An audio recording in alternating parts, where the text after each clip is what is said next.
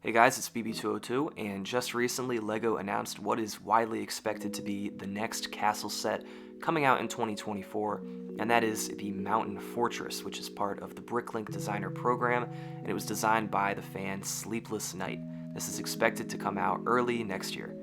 Before we start, I just wanted to add a bit of context about the Bricklink designer program, courtesy of this article from Brickset. 5 sets were chosen to be produced in this series, which is a spiritual successor of the programs that produced Lowenstein Castle and the Castle in the Forest in years past. If you've seen those before, they're all designed by fans. The projects are going to be launched for crowdfunding next February, and those that receive over 3,000 pre-orders are going to be produced. Up to 20,000 copies of each set will be manufactured.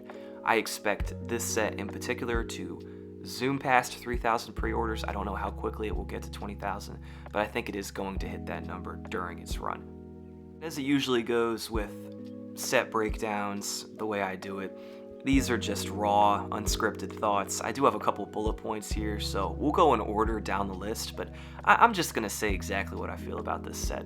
The first thing I want to talk about is that it's right up against the 4,000 piece limit, and that's a bit of a problem. Because of that, the way LEGO does price per piece, 10 cents a piece, this set's going to be at least $300, if not $400. I would be shocked if it were less than that. It's not an official LEGO product though. So LEGO's going to be asking people who are supporting this project, it's their money, but they'll be spending essentially a premium for a set that LEGO was not involved in making. They're paying for something a fan designed. If they're willing to pay that much, they think the fan did a great job. More power to them, but it's not coming from LEGO. So inherently, the quality is not the same, and it does show in the build, but we're going to get to that in a minute. There's also the problem of there not being any new pieces or new prints coming with this set. It's got Black Falcons, so it's not like there's going to be a new faction. There probably won't even be so much as a new torso. And something I was not a fan of with the Castle in the Forest set is that LEGO ended up using stickers on the Black Falcon shields instead of prints, which made them basically worthless. I wouldn't want to collect figures like that if the stickers are just going to come off over the years. They're worth a lot less than a printed shield, just as an example. The next thing I want to talk about is that the overall design is just decent. It's asymmetrical, which is how most real-life castles are, something I mentioned in the Lowenstein video, I'm pretty sure. That's good. I like that it's trying to be different, but when you actually look closely at it, it's not quite up to par, is what I'm trying to say here. The hinge in the middle is a good idea for opening up kind of dollhouse style, but it does end up being a bit of a drawback because the rooms are divided in half.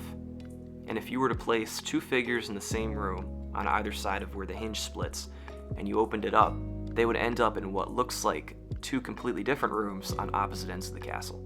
It doesn't affect display, but it does hurt the play value and the believability of how this set is set up. For example, and I know I've said for example a couple times, the Lion Knight's castle has a hinge in the middle and does not have this problem. The rooms end up being separate or different enough to where it doesn't look kind of weird when you're looking at the open back of the set.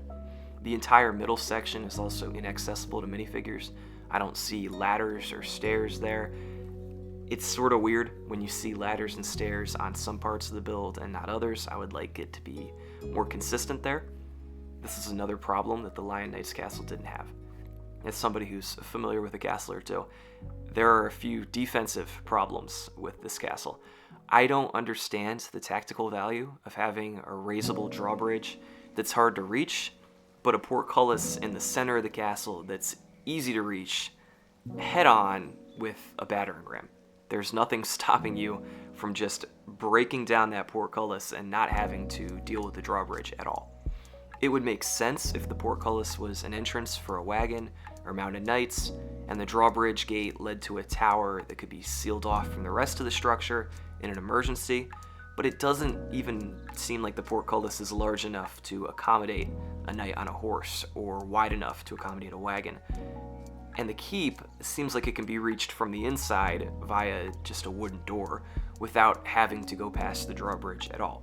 So again, I ask, what is the purpose of the drawbridge in this castle other than just asymmetry and aesthetics. The bottom line here is that we need something medieval that's not a castle.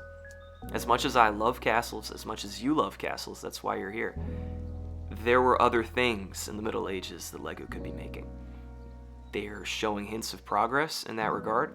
We looked at the medieval village that they're tooling around with that they may or may not release next year, and it would be great if they did. A welcome addition.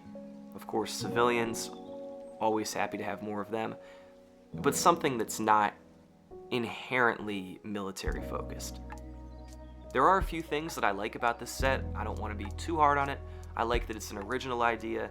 The castle in the forest, while a pretty cool build, was based off of an existing Forest Man set. This is ambitious in that regard. I like the winter theming. We've never had something like that on a castle set. I also like that it has a backstory.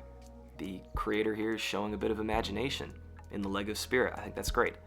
The last thing I want to touch on is that there are going to be a lot of scalpers for this set, especially the people who noticed how much Lowenstein is going for on Bricklink just a few years after the fact. It's going to sell like hotcakes, but it's going to sell several copies going to the same people who are going to be trying to resell it at even more than $400. So we mentioned the price being a problem before. It could be even more of a problem in short order once these scalpers get their hands on this. End of the day, I don't really see a reason for me to get this set, honestly. I think it's a decent concept, it's just not something I'd be willing to pay that much money for, and I think that LEGO would be better served focusing on smaller sets in the future. Let me know what you think about this set in the comments. I know I came off kind of hard on it, but that's what the comments are here for. I'm open for any kind of discussion.